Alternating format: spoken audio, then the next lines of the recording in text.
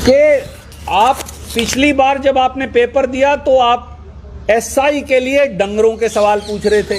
आपको मैंने वो भी पढ़ के सुनाए थे कि भैंस का कृत्रिम गर्भधान कैसे होगा, ये सब इंस्पेक्टर से पूछा जा रहा था।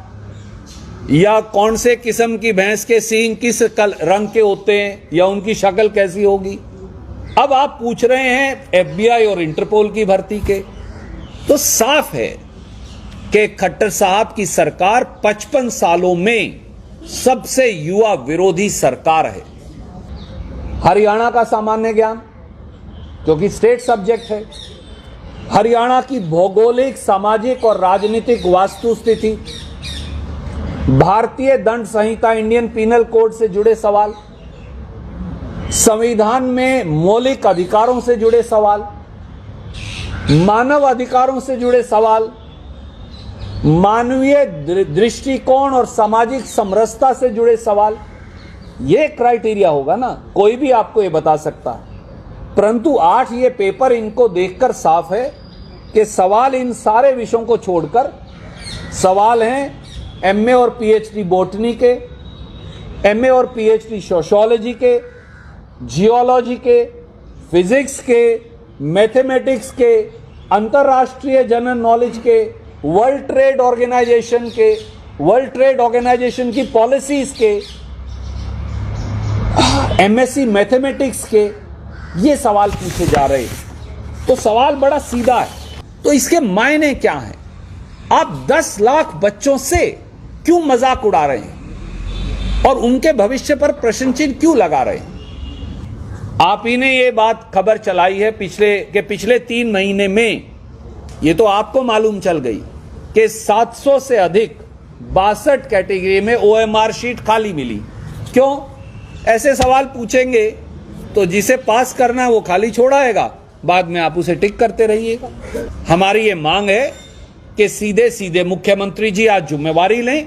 वो एक सम्मानित बुजुर्ग हैं हमारे, उन्हें ऐसे कर्मचारी चयन आयोग को जो बेवकूफाना, बेतुकी भरे, जो विषय से ना जुड़े हुए, कभी डंगरों से जुड़े हुए और कभी एमएससी बॉटनी से जुड़े हुए, जियोलॉजी और सोशियोलॉजी से जुड़े हुए, अमेरिका, रशिया, इंटरपोल, डब्ल्यूटीओ से जुड़े हुए ऐसे सवाल अगर आप पुलिस कांस्टेबल से पूछेंगे तो फिर किस प्रकार से बच्चों का गुण और दोष उसकी जांच हो पाएगी? हमारी ये मांग है कि ऐसे कमीशन को बर्खास्त ही कर दिया जाना चाहिए। Tell me, can any one of you answer any one of these questions? Forget about, you are among the most literate, most capable, most aware people in this state. Can anybody who's watching this program, can anybody answer this question? Can the Chief Minister of Haryana answer this question? Can the Director General of Police answer these questions? Can any IPS officer answer these questions? The modus operandi is clear. It's a cruel joke being played by a fraudulent government attempting to dupe people of Haryana and youth of Haryana. मैं चुनौती देता हूं आपके माध्यम से, आप होंगे invigilator जो पत्रकार मित्र हैं, मुख्यमंत्री जी, उनका मंत्रिमंडल वो बैठ जाए, आप उनको यही पेपर दे दीजिए। अगर वो इनमें से 30% सवालों का जवाब दे दें तो मैं मेरे सारे चार्जेस वापस लेता हूं, पर आपकी दक्षता में, आपकी देखरेख में सवाल हों ताकि वो बाद में ओएमआर शीट टिक ना करवा लें। क्या हरियाणा के director general of police, Haryana का कोई आईपीएस ऑफिसर, आपका कोई पत्रकार या एडिटर इन सवालों का जवाब दे सकता है? और यह हरियाणा के युवाओं की दक्षता, उनके गुण, उनकी काबिलियत का भद्दा मजाक उड़ा रही है। यह एक षड्यंत्रकारी तरीका है ताकि सारे बच्चे फेल हो जाएं। जिन्हें आपको पास करना है उनकी ओएमआर शीट खाली रखिएगा, उसमें आप टिक करवा दीजिएगा। मैं चुनौती देता हूं, यूनियन पब्लिक सर्विस कमीशन को बिठा लीजिए,